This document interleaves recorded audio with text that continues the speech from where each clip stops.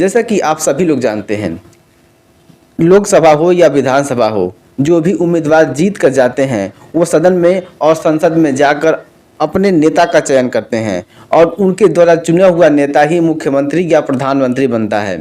लेकिन क्या आपने बीजेपी और आरएसएस के शासनकाल में इस तरीके की चुनाव पद्धति को देखा है?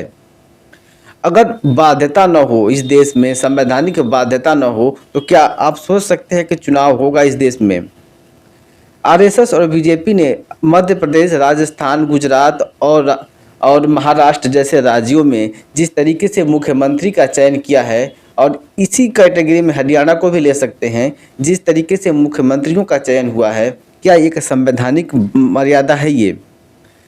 जनता द्वारा चुने हुए प्रतिनिधि जब संसद में या सदन में जाते हैं तो वो अपने नेता का चयन करते हैं, उनके द्वारा निर्धारित नेता ही मुख्यमंत्री या प्रधानमंत्री बनता है। लेकिन जब इस तरीके की व्यवस्था बनती है कि एक ऐसे व्यक्ति को मुख्यमंत्री के पद पर बैठाया जाता है जो ना तो कभी सुर्खियों में आया, जिसे ना ही कभी किसी हेडलाइन में देखा गया, और जिसका कहीं जिक्र ही नहीं होता है, एकदम से उसे हवा में से उतार के नीचे ले आए और मुख्यमंत्री बना दिए।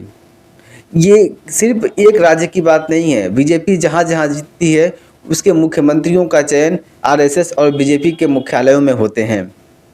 उनके द्वारा उनके मंत्रिमंडल में या उनके सदन में बैठे हुए सारे के सारे मेंबर सिर्फ डमी होते हैं। उनका काम सिर्फ तालियां बजाना है, बैठ के सरकार के निर्णय देखना है और सरकार के निर्णय पर अपनी सहमति जताना है, और इसके अलावा इनके पास कोई काम नहीं है।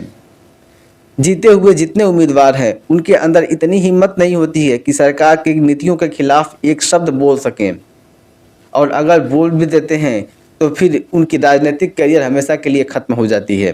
दिल्ली में सुषमा स्वराज, शीला दीक्षित, अतिशी के बाद रेखा गुप्ता को चौथा महिला के रूप में मुख्यमंत्री के लिए चयनित किया गया है, और आपको कभी भी किसी न्यूज़पेपर में या किसी हेडलाइन में रेखा गुप्ता का नाम सुने भी नहीं होंगे। रेखा गुप्ता है कौन? लेकिन रेखा गुप्ता को एकाएक नाम देकर, एकाएक उनको चयन करके मुख्यमंत्री के लिए उतार दिया गया। वो मुख्यमंत्री बनेंगी। लेकिन इसके पूर्व जो मुख्यमंत्री थे अरविंद केजरीवाल, उनके लिए इनके क्या बोल हैं, क्या बातें हैं, और एक चुने हुए मुख्यमंत्री को ये किस शब्दों से नवाजती हैं, ये आप नीचे देख सकते हैं। ये ऐसे शब्दों का प्रयोग करती हैं कि ये शब्द हम खुद अपने मुंह से नहीं बोल सकते।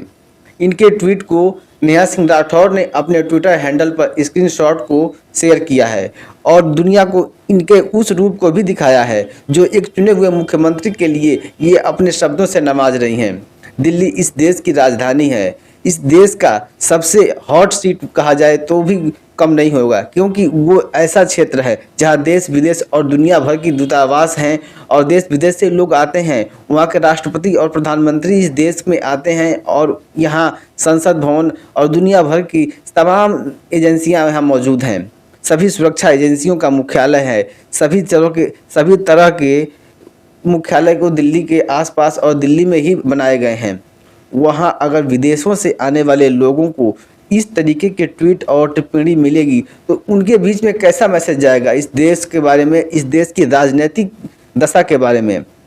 ऐसे नेता जो अपने पहले ये पूर्ववर्ती नेताओं को या अपने से आगे आने वाले नेताओं के लिए जो इस तरीके के शब्दों का प्रयोग करते हैं अपनी राजनीतिक कैरियर को बनाने के लिए और अपने राजनेताओं, अपने आकाओं को खुश करने के लिए, एक संवैधानिक तौर तरीके से चुने हुए मुख्यमंत्री के लिए या चुने हुए पदाधिकारियों के लिए इस तरह के शब्दों का उपयोग करते हैं, तो आप समझ सकते हैं कि ऐसे लोगों को किस तरीके से नवाजा जाना चाहिए।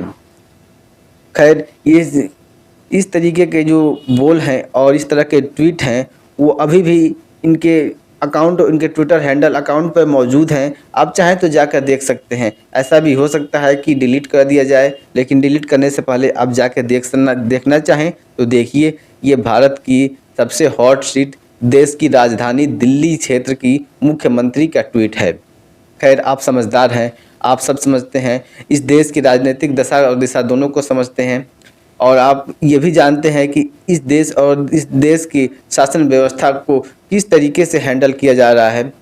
तो अपनी प्रतिक्रिया हमारे कमेंट बॉक्स में दें और हमें लाइक करके हमारा सपोर्ट करें और सब्सक्राइब करें चैनल को।